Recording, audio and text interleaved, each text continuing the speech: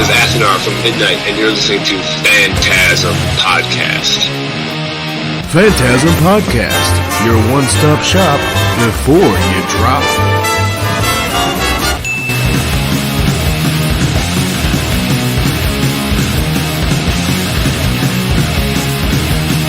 Gorechrist FANTASM Podcast. I am here with Athenar Midnight. It's fucking awesome to have you on, man. And how's everything? So far, so good. Thanks for having me on. Yeah, of course.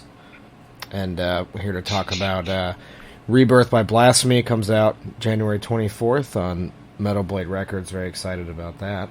It's your first release on Metal Blade, correct? Yes. Hell yeah. And we can get right into this, baby. We're gonna, if you want to do a little track by track for us. Sure. Awesome. Well, the first one, fucking Speed and Darkness. It's a hell of a way to start the album. Yeah. That's what I figure. Yeah. Yeah, we know we're getting into a midnight record. You start off that way. And that's currently out on YouTube and streaming. So if you guys haven't checked the album out yet, that track's up currently online. You can listen to that. So we'll get right into it, man. What's the start of this track here? Like the lyrical, whatever you want to, represents. You want me to tell you a bit about the tune? Yes, absolutely. Oh, okay. I'm sorry. It's a weird setup, but yeah, we got it. Yeah, no, it's kind of in a way a little bit kind of like with the concept of a rebirth by blasphemy. It's kind of just like the beginnings of just the transition, at least from me as a kid, just going from like I would say, like regular ass Quiet Riot, Twisted Sister metal into Metallica and Slayer metal. It's just like when you just first that door opened and you're like, whoa, what the fuck? It was like you just wanted everything more faster, more darker, more. And you wanted some fucking speed and darkness. And that's what it was. It's just kind of, so there's little references throughout the song of just that without getting too deep, just that first taste of fucking speed and darkness, people nowadays might not think Metallica is dark, with the onset of James Hetfield's, positivity, right, talking in between songs and brotherhood and this and that, but fuck, man, I mean, Ride the Lightning, the album cover, that's pretty fucking dark. So anyway, yeah, that's kind of the tune. It's just an innocence thing of just getting wanting things faster and darker. Right. He's fucking Speed and Darkness. He's still dark as fuck. He went back to rehab, so I guess he's still. Yeah, he's still in the darkness. He can't fool the real people. We still know he's fucking. James Hetfield's dark He's got as fuck. his demons. Yeah. Definitely, yeah. The old Metallica shit's great, and it holds up still. For the time that was, and so yeah, fucking Speed and Darkness. Again, you guys can hear it now streaming, so check that out. Rebirth by Blasphemy, the title track, right here at track 2. Yeah, that's kind of something like that too. Like I said, just fucking Speed and Darkness was an earlier, lyrically at least, a tune that was kind of earlier on for the album, and it was a kind of like an attempt to think in a positive direction, right, in a negative way. And then Rebirth by Blasphemy was towards the end was one of the last tunes written, and then that was just pure negativity. Yeah. So just in a way, it's just like it's kind of saying like a rebirth, but in the end, it's just like saying, well, what the fuck, It's not to sound like some Joy Division stuff here, but what's the point? Fuck it. What's the point of getting out of besides getting out of the bed? What's the point of even just leaving the womb to begin with? You right. Just fucking stayed in there and said, I'm cool and whatever. Yeah. Dark as fuck. Yeah, it's a nice galloper. Yeah, it's very relatable lyrical content, message, and and the name is badass, so Yeah. Represents the whole record. I dig it. Cool. We got Escape the Grave.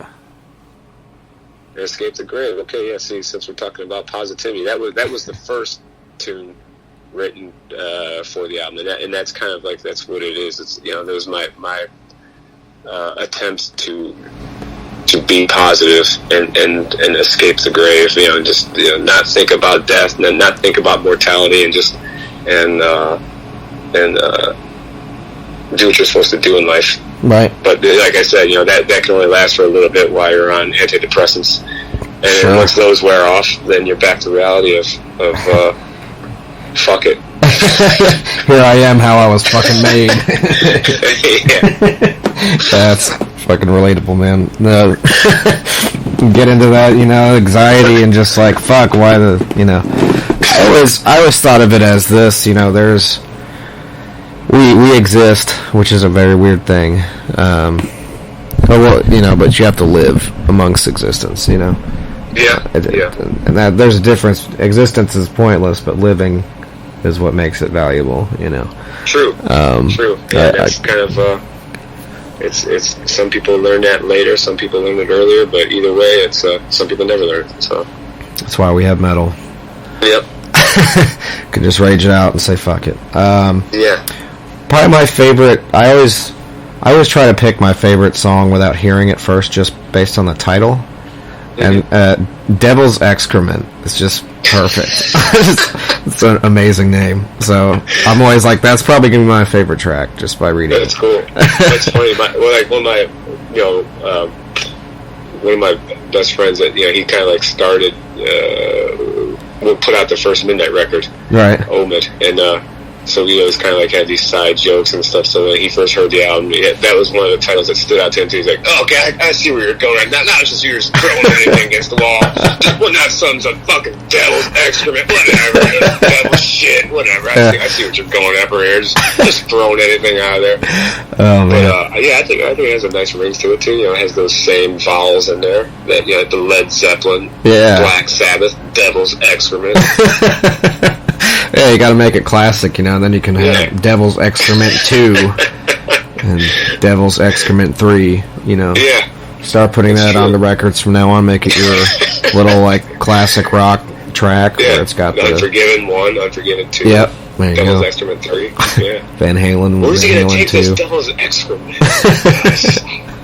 Sequence. And it's the shortest song on the track, on the record, so...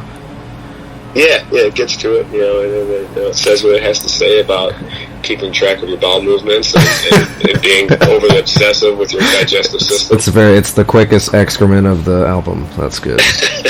Made a quick one, yeah. So it's really just an ode to your friend, kind of like a joke thing, or inside joke. Well, no. I mean the tune itself, it was just an obsessive. You're looking at your digestive things, worried about mortality, worried about checking out, colon cancer and stuff like that, and so you're looking for thin stools, you're just like, you think I'm joking. It's just amazing. To prove it, so I have record from about 8 months worth of doo-doos, and so anyway. Your BM charts, But that's where it is. Excrement's metal as fuck, and it's the real deal. You gotta. Yeah, it's human. You gotta do the colonoscopies, and you gotta drink your coffee and open your colon up and get your fucking health checked out and drink lots of fluids. Make sure its fiber content's high to flush your shit out, man. Yeah, keep that colon clear. Yeah. And then you write a badass song called Devil's Excrement, and then it's all metal. That's all you gotta do. Yeah, and then wait for part 2 and part 3. I really hope you fucking do that. It's on... Yeah. You heard it here on Phantasm. It's going to be... the next one, Bladder Blasphemy. Bladder Blasphemy. Thinking about, urinary tract infections and shit. Yeah, it's the next step in evolution. There's another great title. This whole album's got great titles on it, but Rising Scum. Yeah, I like it's that. Beautiful. Yeah, number 5. That's art-like. Yeah. This. Well, it's kind of was kind of I shouldn't say stolen, but like later on I realized like that Dwarves little thingy on I think it's Blood, Guts, and Pussy, where at the end of the album where the scum also rises. Yeah. So it's kind of a little bit thing there, but just rising scum, just about the just getting used to the dregs of humanity, and we just have to get used to that the world is only getting shittier. Yeah. It sure fucking is. But we got a new Midnight album. We gotta live in it. We gotta come to terms with the world sucks. Yeah. Everybody's an asshole, including ourselves, and damn right. Deal with it. But it's not so bad. We got a new Midnight album January 24th. Damn, you're so positive. Rebirth by Blasphemy, Metal Blade Records. Yes, it's fucking awesome. It's something to look forward to, you know. Yeah. In the world of shit, you can at least have good music coming out every now and then. Not all the time, but every now and then. There's some good stuff, you know. Warning from the Reaper. Yeah, that's a cool one too. I think, at least lyrically, it was I guess it's a generic topic of just opioid crisis in America here. Oh, okay. But especially like in the Michigan and Ohio areas, I think it was really, really high. Yeah. I had a couple coworkers that died from it, and it was like, what the fuck? What are you guys doing? They were nice people that you wouldn't even. They weren't like the type that you would, they're like, down and out. And they would show up to work. They were nice people. They would work for you if you needed them to work for you. Then all of a sudden, wow, they were fucking on heroin and died? Well, I didn't know. I just thought they were sweating because they were working hard. Right. But, sweat off a man's brow. And it's like, no, it's a sweat off his heroin. Yeah, I had a couple. So it kind of came as a shock to me. So I was like, damn, there were a couple people at co-workers, so it kind of sucked. I don't believe it. A lot in the food industry, like a lot of people, when I used to work in food, they would just come in on fucking heroin. They're just like, man, just to let you know, I'm on heroin. It's like, why'd you come in? You just stay out. You're gonna be up all fucking night tomorrow. I don't want you to come in tomorrow. Just fucking. Why are you on heroin? Can you just not? We have days off for a reason. Yeah. Got to do it every fucking day, you piece of shit. But, whatever, It's a weird thing, especially in the Southeast, too, and, damn, it's crazy. It's everywhere. Warning from the Reaper. Yeah. Opioids. Death. Opioids. Metal. Sounds fun. Yeah. Yeah, it's a fun sounding word. Opioid. Not as fun as excrement. No, excrement. That just rolls off the tongue. Yeah, it's right onto the tongue. Especially lucky when you're eating the devil's ass. Yeah. Rolls right on the tongue. We got number 7, Cursed Possessions. Well, actually, I pronounce it cursed. Cursed possession. That sounds better because it sounds a little more. I don't know, Old English. Yeah. Or something. Yeah. Cursed Possessions. Yeah. Yeah. It's better. It's more powerful that way. Yeah. Cursed. Cursed kind of sounds like you're forgetting part of the word. Yeah. I don't know. It's weird. Yeah. Cursed Possessions. Yeah. Well, that one has some little Easter eggs in there about like record nerds and new of British heavy metal records and kind of hard to find records in there. So that's kind of what it is. It's like one of those things where just about collecting records and having it control your life. do you do that? Kind of like the opioid crisis, except for records. Record collecting crisis. Around looking for records and then collecting them. They're too expensive for me, Yeah. I'll buy used records once in a while, but I don't really collect them. I'm very, very specific. But I don't. Well, then you're a very healthy man. Yeah, I don't really buy them. I don't know. Yeah. You get them new, they're like $25. They're like, I'm not doing new is crazy. I mean, to buy records. Yeah, I mean, it's there's no reason. And I don't know. Maybe it's just me and sounding like an old buzzard, but it seems crazy that like records. Well, again, I don't know. I don't even know what the hell year it is, but So I guess 30 years is quite a jump. So 30 years ago, when records were $6.99 brand new when they came out. Yeah, CDs were the thing, and now CDs are like basically obsolete, but people are buying records again now. It's like, what the fuck's going on? Yeah, that's good. That's a good thing. A record, I think, that's cool. Sounds better.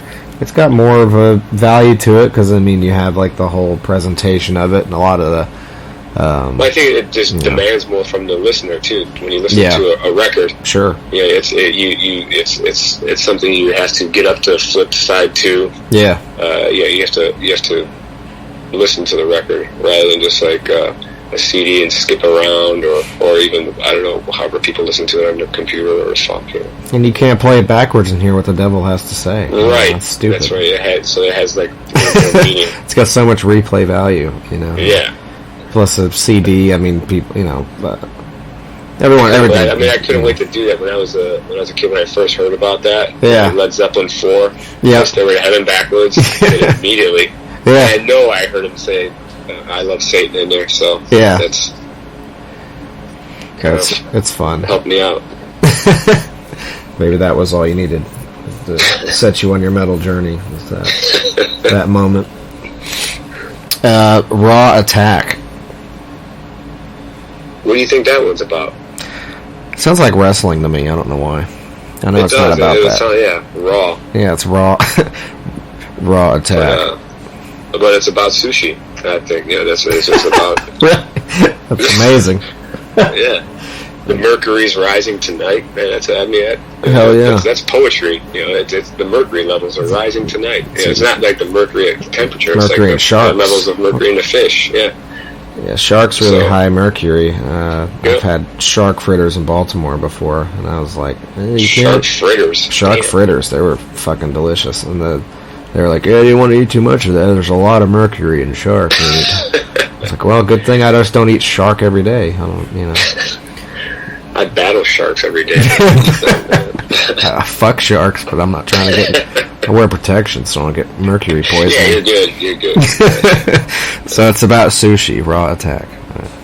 Well, yeah, like I said, everybody can have their own opinion about what a song's about, but that's it.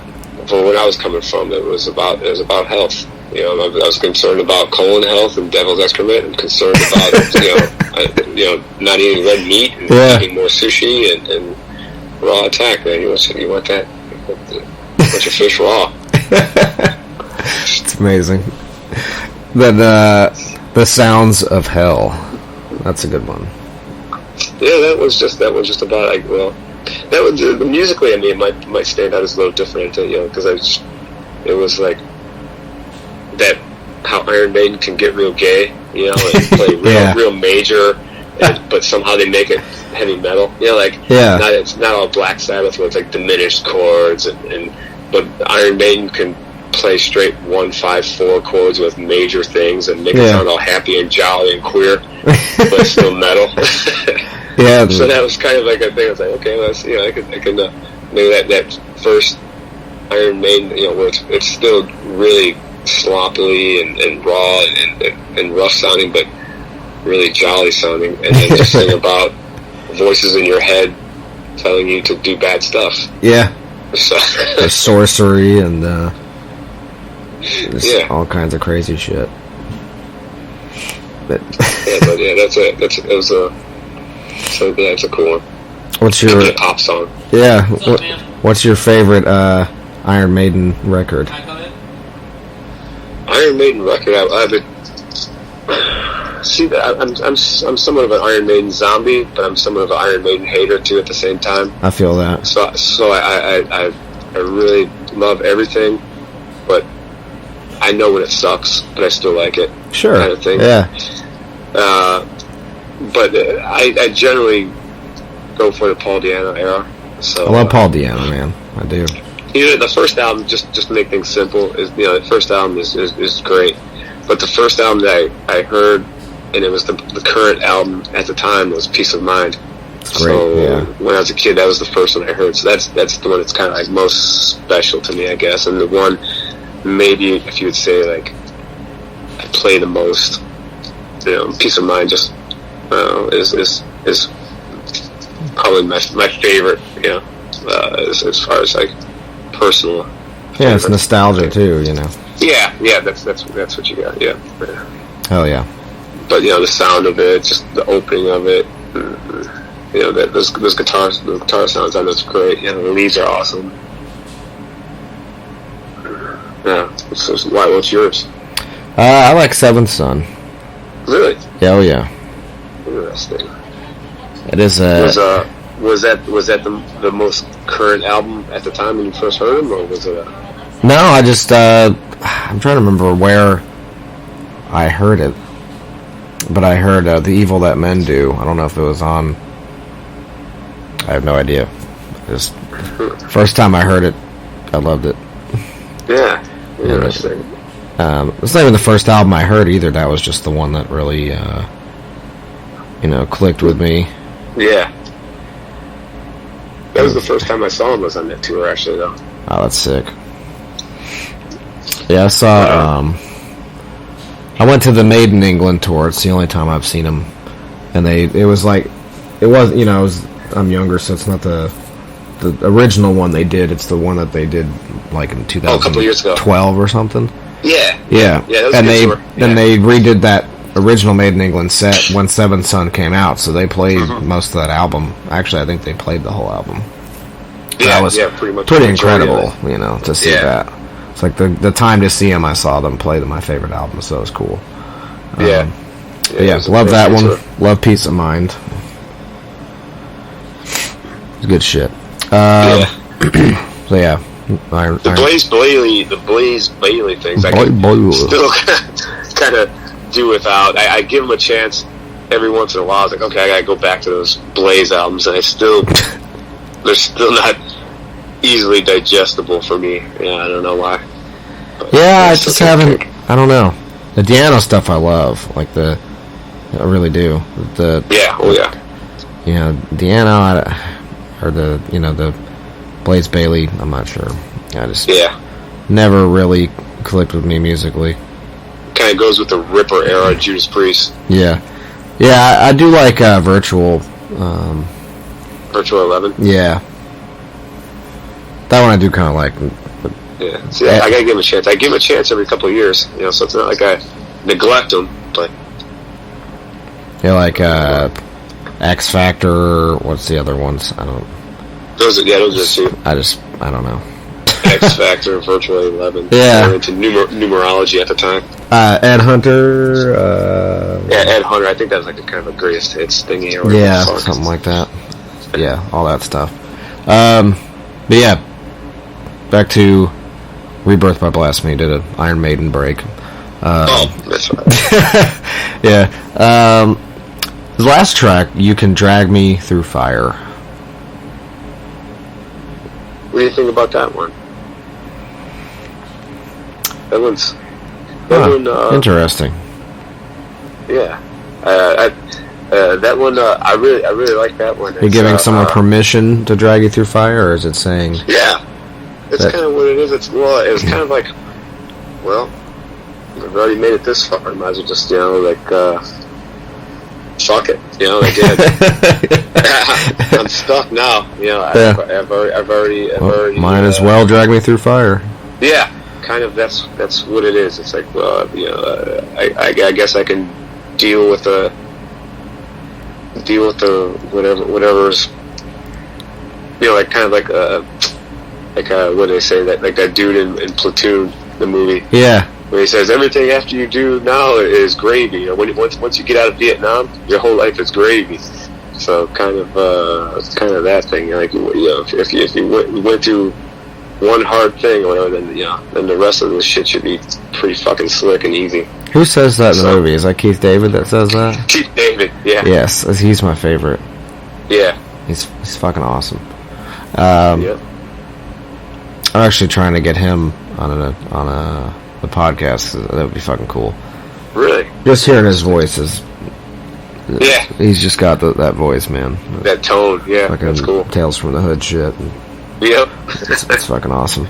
And actually, in a couple months we're gonna be in Cincinnati because we're gonna go to Horror Hound. They do the horror convention there every year, and Keith David's gonna be there, so that's pretty tight. Ah, okay. Are you? Cool. So you've been in contact with him? You can interview him? Yeah, we're trying to work it out now. The guy that manages him does like Barbara Crampton and other kinds of people. We've already been in contact with him before, so hopefully it'll work out, because we're trying to get him to promote the convention too, so that we try to do that close to the time and get all that shit settled out. Cool. Yeah, that'd be nice. Are you a horror movie fan? I wouldn't say I'm like a horror movie maniac, as I am more of a music maniac, but I do. There are movies that I enjoy. Yeah, but I can't nerd out and say this blah blah blah that but right. Yeah. So what's some of your go-tos if you had? As far as like horror stuff? Yeah. Well, I mean, as a kid, of course, Texas Chainsaw Massacre and fuck yeah, and the Friday the 13th and just kind of, I guess the more popular ones, you would say, as a kid, and but like all the zombie stuff, of course, I like, Dawn of the Dead, Night of the Living Dead, and the classic stuff. Like even the Fulci stuff, of course. Oh yeah. He's my favorite, really. It's Fulci for sure. Yeah. Again, coming back to sharks. Yeah. Get a zombie fucking arresting a fucking shark. There you go, me. Yeah. There you go. Biting a shark. Yeah. Yeah. He knew too. There's something to said about mercury and. Yep. And the mercury levels and. Very, very environmental statement in that film. Yeah. Because he's already dead, so he could totally bite the shark and it wouldn't matter. Yeah, fuck it. See what happens. Yeah,